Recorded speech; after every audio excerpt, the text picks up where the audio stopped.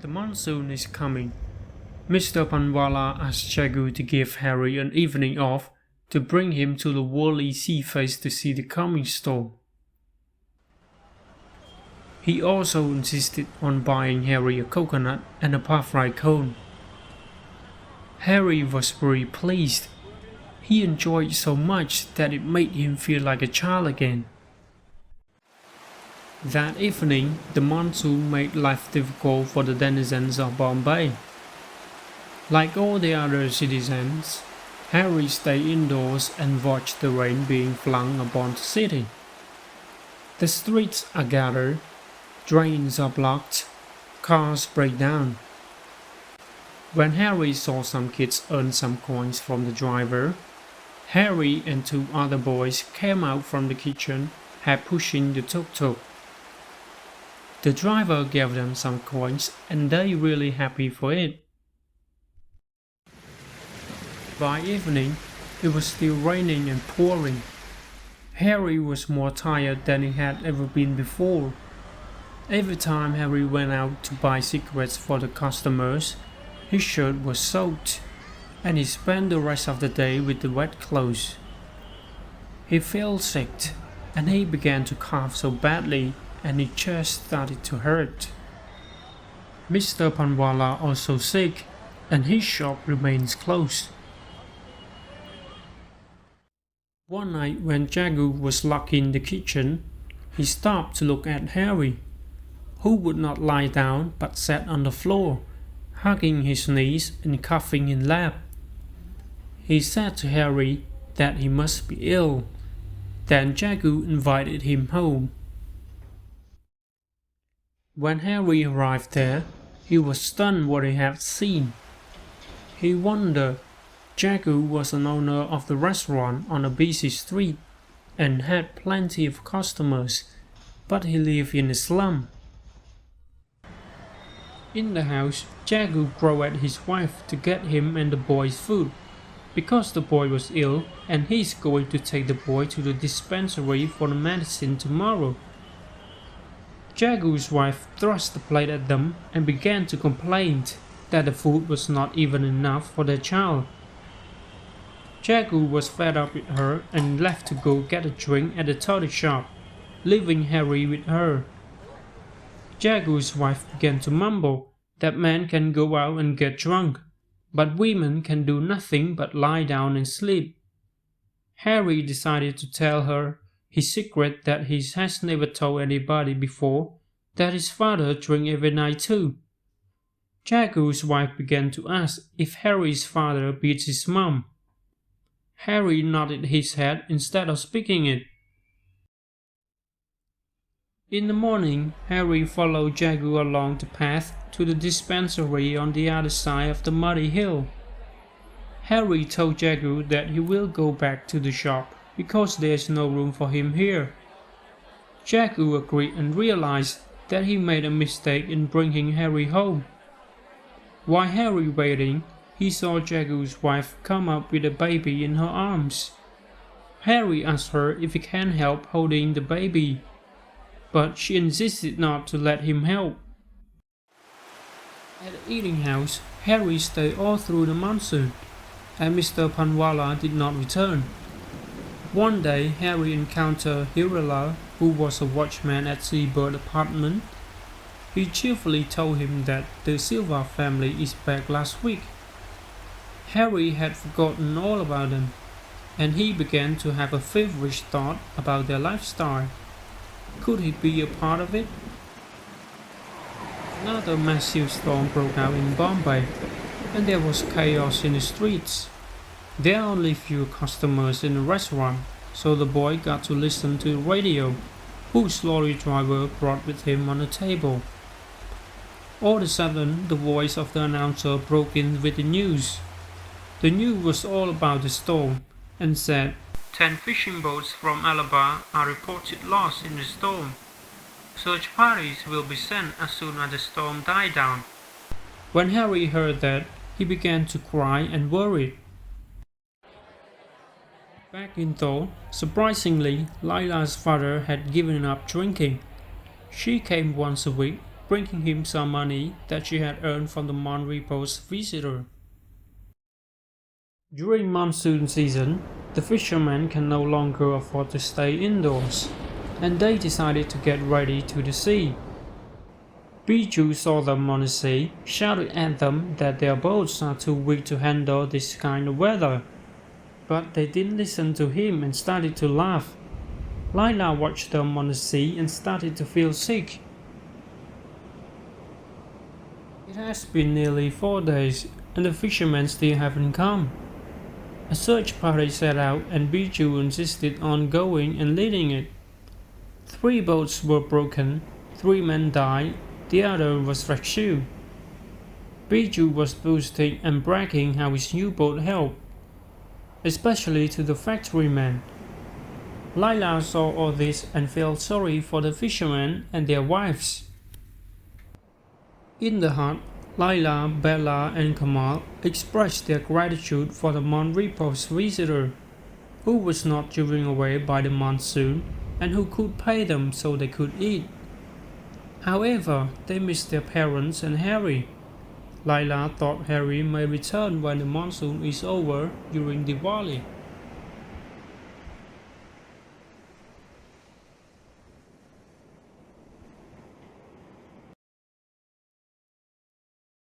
Thank you, Desai, for the brief summary. My name is Rainiel and I'll be talking about the character analysis of the main character Harry and Jagu. In this chapter, we can tell that Harry is very hardworking and struggling. Harry can be described to be a very caring and forgiving person.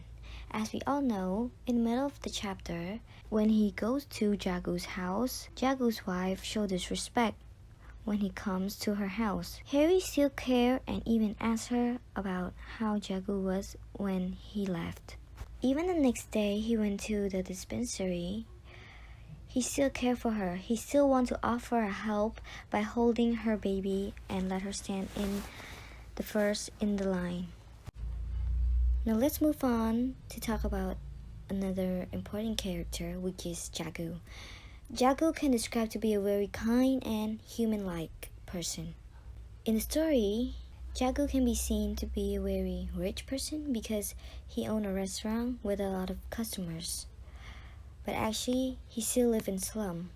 Jagu lived in slum, but he was still very kind enough to offer Henry a help when he was ill, and even offer him a food even he was having very less food for his family, but he was able to share his. He is very helpful. He offered Harry a help when Harry was homeless, and that Harry was able to go to the dispensary to cure his sickness and go back to work as soon as possible. As a friend, he valued the friendship. He's very helpful and kind. But as a houseman, he is very aggressive. He growled at his wife.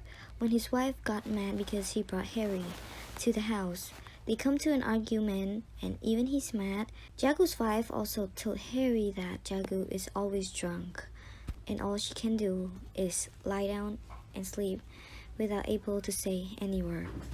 Now let's move on to theme analysis that will cover by Panya. Greeting lecturer and hello everyone, I'm Panya and I'm going to talk about the literary theme analysis. But first of all, what is theme? Theme is the part of the story that was blended by the author. According to Jefferson State Community College, theme can be discovered only by becoming aware of the relation among the parts of the story and the relation of the part to a whole character. Plot, motivation, style, tone, and values. Or in other words, we can say that theme is the hidden messages that the author wants us to learn about the consequences of the character's action from the story.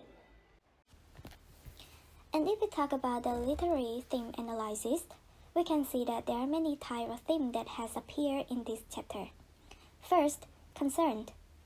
According to Oxford Dictionary, concern means feeling worried about something or somebody.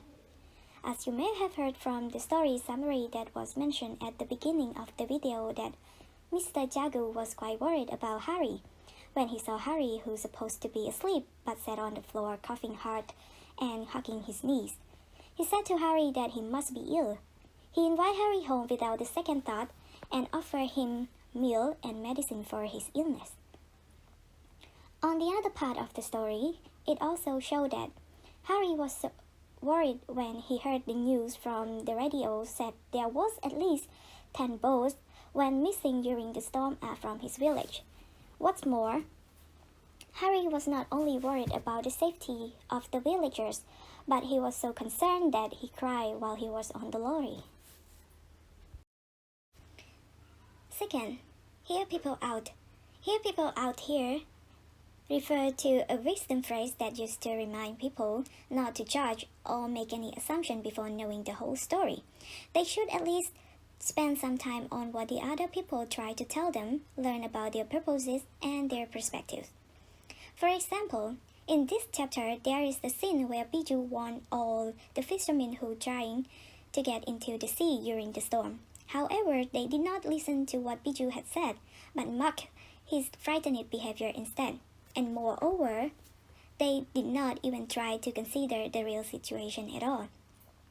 Unfortunately, all the boats that have left the shores have gone missing for almost 4 days, and the rescue operations were postponed until the storm has calmed down. As the result, most of the boats were broken and 3 people had died. The thing may not turn out this way if those fishermen tried to be more considerate and did not underestimate the whole situation. And if we use psychoanalysis criticism theory to analyze the situation here, Biju's ego is happened when he desperately tried to stop the villagers from going into the sea and said that their boat weren't built for this weather at all. Next, his idea is when Biju rolled back at the men that they will be drowned and their boat will be wrecked. Last, superego. His superego happened when Biju decided to join the rescue team to find the missing people on the sea. Third, the privilege. The definition of the privilege is a special right or advantage that is available only to a particular person or a group. It is similar to freedom, where the individual has enough right to do whatever they want without being forced or held against his or her will. Back to our chapter, on page 119, Harry had thought that could he leave all this behind and go? Could he find himself a place, that rich, gleaming world of high-rise apartments?